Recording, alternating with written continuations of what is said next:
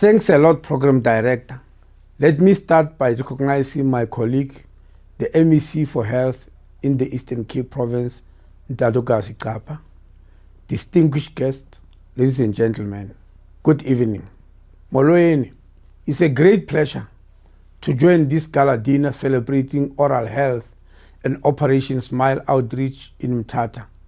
I extend warm appreciation to the organizers and to every oral health professional, other health professionals, volunteers, and partners who dedicated their time and resources this week to serve school children and community members. Your commitment reflects the department's strategic goals of providing quality patient care and responding meaningfully to community needs.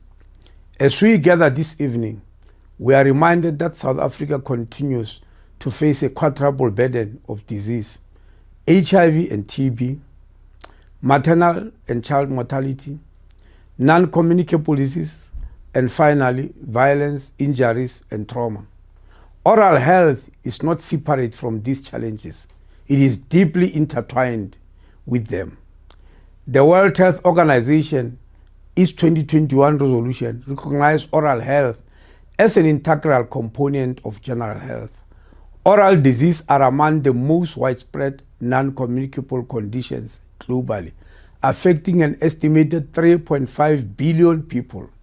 The situation in our own country is concerning.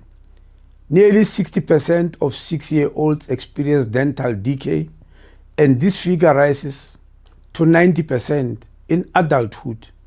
Among adolescents aged 12 to 15, dental decay has almost doubled over the past decade, and 90% of cavities remain untreated.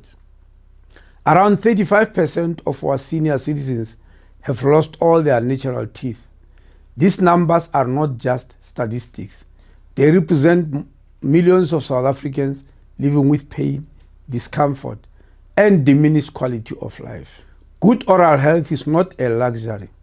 It is essential for eating, speaking, and smiling with confidence.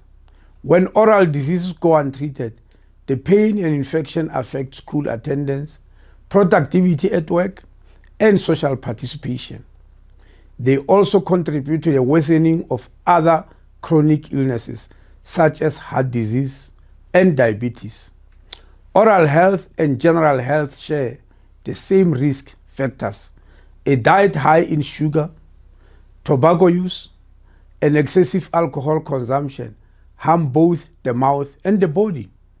A healthy diet that includes fruits and vegetables promotes strong tissues and overall wellness, while frequent sugar intake erodes tooth enamel and thus fuels tooth decay.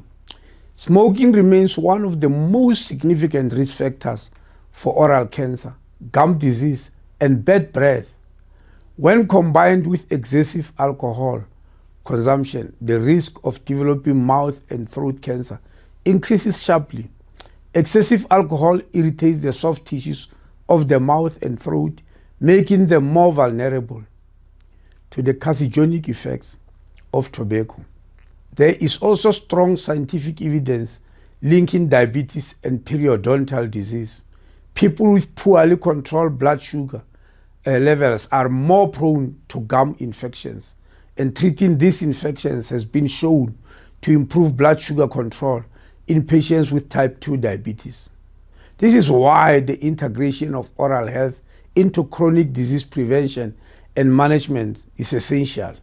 It is not just about healthy teeth, but about overall well-being. We must also recognize that oral and facial injuries are often the result of interpersonal violence, road accidents, and other forms of trauma. These injuries can have lifelong physical and emotional consequences, affecting a person's confidence, speech, and ability to interact with others. Reducing violence and improving road safety are therefore important components of protecting oral and facial health. Prevention remains one of our most powerful tools. In 2012, working together with Minister Angie Motshekga, we launched the Integrated School Health Program to improve children's health and learning outcomes. The policy's objectives include preventative and promotive services, addressing health barriers to learning, and creating self-school environments within this framework. Oral health programs promote daily tooth brushing with fluoridated toothpaste, the application of fissure sealants on permanent molars, and regular oral health education. These interventions not only prevent dental decay, but also help instill lifelong healthy habits in our children. Our young people are the future, and by investing in their oral health today, we are investing in the nation's well-being tomorrow. The study conducted by South Africa's first black female orthodontist, Professor Phumzile Hlongwa, on the epidemiology and care of individuals with cleft lip and palate in South Africa found that the prevalence of this condition is about 0.3 per thousand live births in the public sector, making it one of the 5 most common congenital anomalies. Cleft lip and palate affect feeding, speech, and self-esteem, and often leading to social exclusion and loss of confidence among children and adolescents.